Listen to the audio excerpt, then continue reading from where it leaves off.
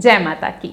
आप सभी का प्रोग्राम आओ भाग्य चमकाएं में बहुत बहुत स्वागत है। तो दर्शकों, एक बार फिर से आपका इतना सारा प्यार हमें मिला मैसेजेस के रूप में, आपके इतने सारे डीएम्स आए हमें इंस्टाग्राम पर, फेसबुक पर और साथ ही साथ यूट्यूब पर। यदि आपने हमारा अभी तक यूट्यूब चैनल सब्सक्राइब नहीं किया है तो प्लीज़ कर लीजिए, क्योंकि आप वीडियो देखकर निकल जाते हैं, चैनल सब्सक्राइब नहीं करते, तो जो आने वाली वीडियोस होती हैं उनके बारे में आपको पता नहीं चल पाता। तो उसके लिए चैनल को सब्सक्राइब करना बेहद ज़रूरी है, बेल आइकन को प्रेस करना ना भूलें। तो दर्शकों, आपके बहुत सारे क्वेरीज और क्वेश्चंस आए जो हमारा लास्ट एपिसोड था उससे रिलेटेड, वो था श्राद्ध के बारे में। तो आप सभी के क्वेश्चंस को फेसबुक या इंस्टाग्राम या फिर यूट्यूब के थ्रू आंसर कर पाना मुश्किल है। कईयों ने जिन्होंने हमें कांटेक्ट किया पर्सनली, उनको तो अपने आंसर्स मिल गए, लेकिन वो सभी दर्शक जो इस प्रोग्राम के द्वारा जानकारी चाहते हैं उन सभी को कॉम्पैक्ट करके हम एक और एपिसोड को आगे लेकर जा रहे हैं, जिसका है श्राद्ध 2, यानी कि ये दूसरा एपिसोड है श्राद्ध से रिलेटेड। तो दर्शकों, फिर भी इस एपिसोड में हम उतने अच्छी तरह से एक्सप्लेन नहीं कर पाएंगे। तो यदि आप अपने बर्थ चार्ट से रिलेटेड, पितृदोष की या श्राद्ध से रिलेटेड कोई जानकारी चाहते हैं तो आपको विजिट करना ही पड़ेगा, क्योंकि इसमें जो जानकारी होगी वो बहुत छोटी और बहुत कॉम्पैक्ट करके बताई गई है, जो बेसिक जानकारी है। यदि आप अपनी कुंडली के अकॉर्डिंग चाहते हैं तो आपको ऑफ कोर्स यहाँ पे विजिट करना ही पड़ेगा। तो चलिए, ज़्यादा समय लेते ना हुए हम इस प्रोग्राम को आगे बढ़ाते हैं। प्रोग्राम में स्वागत करते हैं, हमारे साथ फिर से मौजूद हैं विश्वविख्यात ज्योतिष आचार्य और वास्तु एक्सपर्ट श्री उमेश कुमार जोशी जी। जोशी जी, प्रोग्राम में आपका बहुत बहुत फिर से स्वागत है। थैंक यू सुमाइली जी। आपकी जानकारी लोगों के जहन में इतनी ज़्यादा पहुंच गई है कि उन्होंने डिमांड की कि श्राद्ध 2 को बनाया जाए, तो हम उनके डिमांड पर लेकर आए हैं श्राद्ध से रिलेटेड ये दूसरा एपिसोड। श्राद्ध के बारे में और जानकारी मैं चाहती हूँ आप हमारे दर्शकों को दीजिए कि आखिर श्राद्ध में क्या करना चाहिए। हर किसी के अपनी प्रिस्क्रिप्शंस हैं, क्योंकि पितृदोष लगभग सभी की कुंडली में होता ही है और वो हमें नुकसान भी करता है। तो ऐसे क्या प्रिकॉशंस हैं या प्रिकॉशंस के क्योर्स हैं जिनको हम करके इस चीज़ से छुटकारा पा सकते हैं और श्राद्ध में किए गए कर्म से फ़ायदा ले सकते हैं? जी बिल्कुल सुमाइली जी। जो हमारा पहला वीडियो था उसमें हमने ये बताने की कोशिश की थी कि श्राद्ध हम क्यों मनाते हैं या श्राद्ध क्यों आते हैं जी। तो अब ज़्यादा इंक्वायरी ये आ रही है, पूछ रहे हैं लोग कि श्राद्धों का अब बेस तो पता लग गया कि हम क्यों मनाते हैं, लेकिन कैसे मनाएं।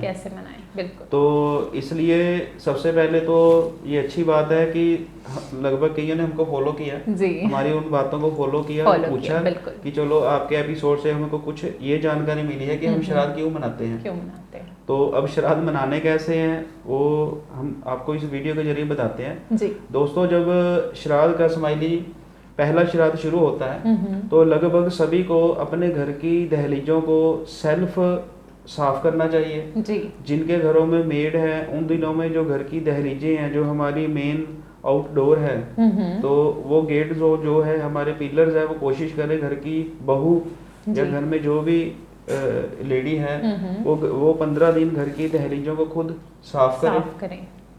और पहले श्राद्ध से लेके अमावस्या तक डेली घर का कोई भी सदस्य, घर में मेल, कोई पुरुष या कोई स्त्री, घर में डेली श्रीमद् भगवद गीता जी का अध्याय करना शुरू करें। चाहे डेली एक अध्याय करें या जितना भी वो पाठ कर सकते हैं।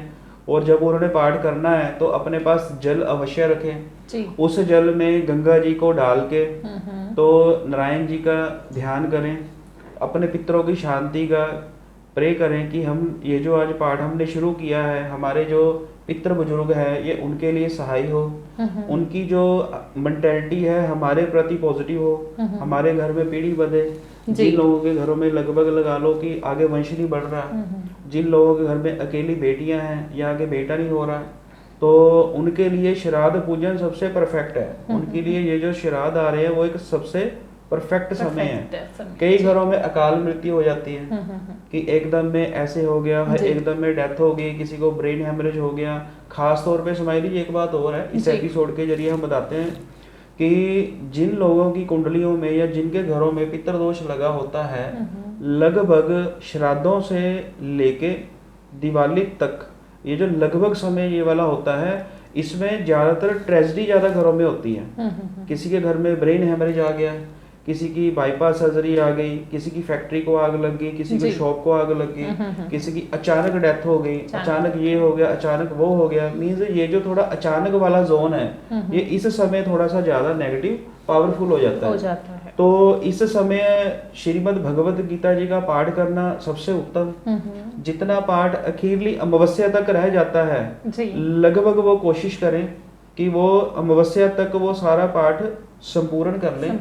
और जो जल अपने पास वो पाठ के समय रखते हैं, उस जल को घर की दोनों दहलीजों पे थोड़ा थोड़ा सा छिड़के, थोड़ा सा जो मेन गेट की दहलीज है पिलरों पे उन पे छिड़के, तो ये पाठ करना उनके लिए सबसे उत्तम है। दूसरा, सुबह और शाम वो घर में मेल की वॉइस में गायत्री मंत्र का पाठ कुछ समय के लिए अवश्य लगाएं। जिनके घरों में बुजुर्ग हैं, सीनियर बुजुर्ग हैं, किसी को मेजर हेल्थ इशू है, सीनियर बुजुर्ग को उनकी केयर तो वो करते होंगे घर के लोग, तो थोड़ा सा उनको उनकी और केयर ज़्यादा करें, चरण स्पर्श करें, उनके आशीर्वाद लें उनके। मीन्स ये जो श्राद्ध है ये ओनली फॉर जीवित अवस्था के जो हमारे बुजुर्ग हैं उनकी केयर ज़्यादा करें।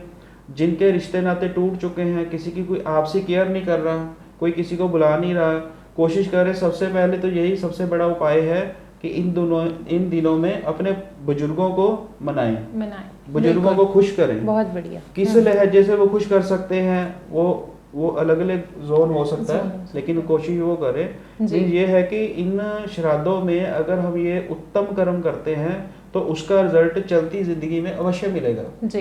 दोस्तों, हमने इतने वीडियो बनाए हैं ग्रहों के रिलेटेड, राशियों के रिलेटेड, जो कुंडलियों के रिलेटेड, महादशाओं के रिलेटेड, वो जोन एक अलग है। तो कई लोगों को सारा कुछ कर्म करने के बावजूद भी वो उनको यश नहीं मिल पाता। अगर आपने मान लीजिए अपना वीनस को स्ट्रॉन्ग कर लिया, शनि देव जी को गुड कर लिया, 50,000 लाख रुपया आपको आना शुरू हो गया। मीन्स अगर हम ग्रहों के कॉन्सेप्ट में जाते हैं तो उधर से हमको आना शुरू हो गया। लेकिन जब तक ये पितृदोष का सिस्टम घर में ठीक नहीं होता हमारी जिंदगी में, तो वो पैसे की बरकत नहीं पड़ेगी जी।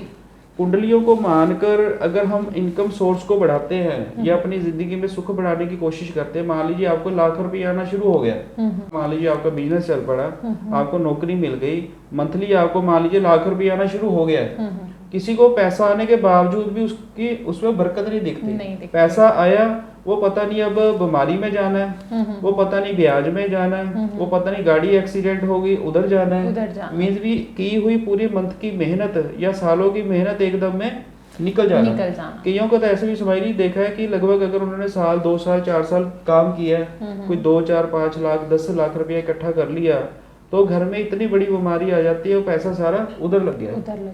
कहीं में उन्होंने पैसा इन्वेस्ट किया, वो पैसा ही डूब गया, फैक्ट्री बंद हो गई। तो इसलिए ये जो लाइफ में आप बरकत चाहते हो कि हमारी जिंदगी में जो इनकम आ रही है, घर में हम जिस घर में रह रहे हैं उसमें सुख का जो भोगना हो जी। हाँ, और जिंदगी में बरकत भी, लाख रुपया आ गया, वो लाख रुपया हमारे बैंक बैलेंस को बढ़ाएगा अगर इनको मानेंगे। मीन्स ये है कि पूर्वजों को मनाना, पितरों को मनाना एक सर्वश्रेष्ठ बोलूंगा ये समय है कि अगर बस ये बुजुर्ग क्या मांगते हैं, मैंने पहले बताया, ओनली श्रद्धा। बिल्कुल, जिसकी जो श्रद्धा है उस श्रद्धा के मतलब कर्म जरूर करे श्राद्धों के दिनों में। चाहे कोई आप डेली, जैसे पहले श्राद्ध से लेके मस्या तक डेली आप चाहे कोई दूध का पैकेट, कोई फ्रूट, कोई भी खाने पीने की आइटम जो डायरेक्ट खाने में यूज होती हो, वो किसी भी आप धार्मिक जगह पे आप दे सकते हो।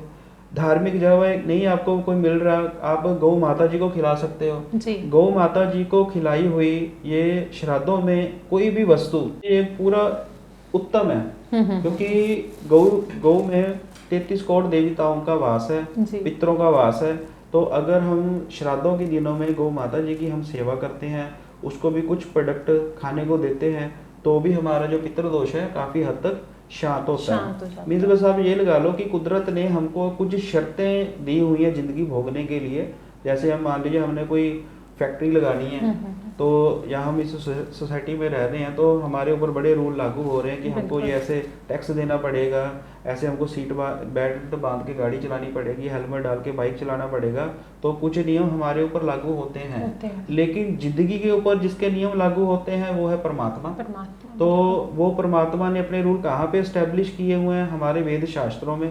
सनातन धर्म में जिंदगी को जीवित अवस्था में और मृत अवस्था के बाद कैसे उसको लेके चलना है, वो सारा ज्ञान वेद शास्त्रों में प्रेडिक्ट है, तभी ये चीजें आती हैं। तो इसलिए प्रॉपर श्रद्धा के अनुसार आप ये कर्म करो दोस्तों। ये किया हुआ कर्म कुछ समय बाद अगर आप कंटिन्यू उसको लेके चलोगे, उसका प्लस आपको ही मिलना है। और कहते हैं कि कलयुग में किसी को सही ज्ञान देना ये सबसे उत्तम दान है। जी बिल्कुल। तो हमारा मकसद यही है कि हमारा आपके सामने आना।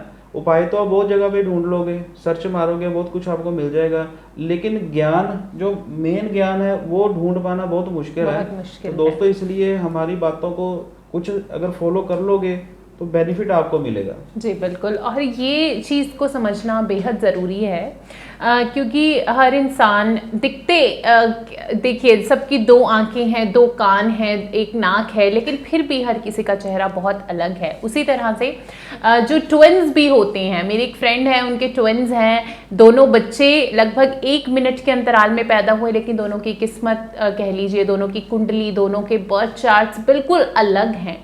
तो यानी कि हर किसी के बर्थ चार्ट के अकॉर्डिंगली उनके पितृदोष होते हैं और उसी हिसाब से उनके सॉल्यूशंस भी होते हैं। तो ये नहीं है कि घर में अगर 2 मेंबर्स हैं, दोनों की कुंडली में पितृदोष है, तो जो एक ने किया वो दूसरा भी कर सकता है, ऐसा बिल्कुल भी नहीं होता। ये भ्रम निकालना बेहद ज़रूरी है। ये हमारी जनरल रीडिंग्स हैं, जनरल चीज़ें हैं जो हम आपको इस प्रोग्राम के थ्रू बताते हैं। तो यदि आप पर्सनल रीडिंग्स लेना चाहते हैं ताकि आप उन चीज़ों को गहराई से जान सके, बेहद ज़रूरी है कि आप उमेश जी के पास आएँ। जैसे कि यहाँ पे कहते हैं ज्ञान की गंगा बह रही है, आप लकी होंगे यदि आप इनसे वो ज्ञान ले सकें।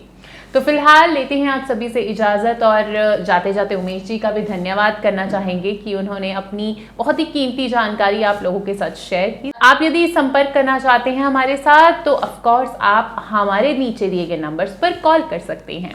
आप हमें फेसबुक के थ्रू भी कांटेक्ट कर सकते हैं, वहाँ पे अपना नंबर छोड़ सकते हैं। हमारी ऑफिस से डेफिनेटली आपको कॉल ज़रूर आएगी। तो फिलहाल लेते हैं आप सभी से इजाज़त। उमेश जी आपका भी बहुत बहुत धन्यवाद। फिर से कुछ नई जानकारी के साथ हाजिर होंगे, तब तक के लिए लेना चाहेंगे इजाज़त। जय माता की। जय माता की।